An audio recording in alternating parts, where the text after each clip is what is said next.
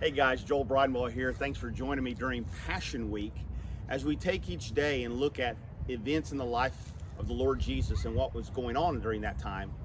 And one of the things we see on Palm Sunday, although we're talking here about Monday, on Palm Sunday, Jesus had entered into Jerusalem from Bethany on a donkey, riding and showing that he is the king.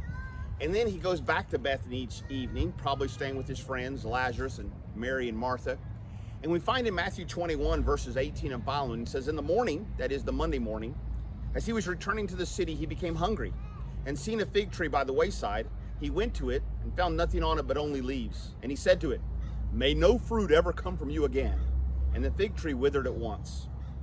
We actually know that when the disciples go back the next day, they don't find any figs on it, and they see that Jesus clearly did a miracle by causing the tree to die immediately.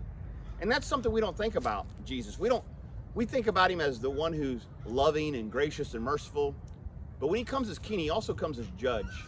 And that time of the year, a fig tree should have been producing unripened figs. They should have been figs there, but there wasn't. And what we see here is Jesus is pronouncing judgment, and the fig tree can even represent Israel in a sense. They're not showing the kind of fruit they're supposed to be showing. They've not turned from their sins and trusted the Messiah. And so Jesus pronounces judgment. And so when you think about Jesus, don't just think about him the one who has love and grace and mercy, though he does have those things and exhibits those quite well. But he's also the end time judge, that if you don't come to him on his terms, through turning from your sin and trusting in him, judgment awaits you too.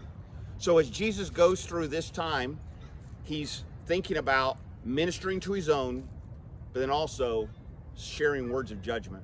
So let's think about that as we continue our time and our reflections on Passion Week. Thanks for joining me.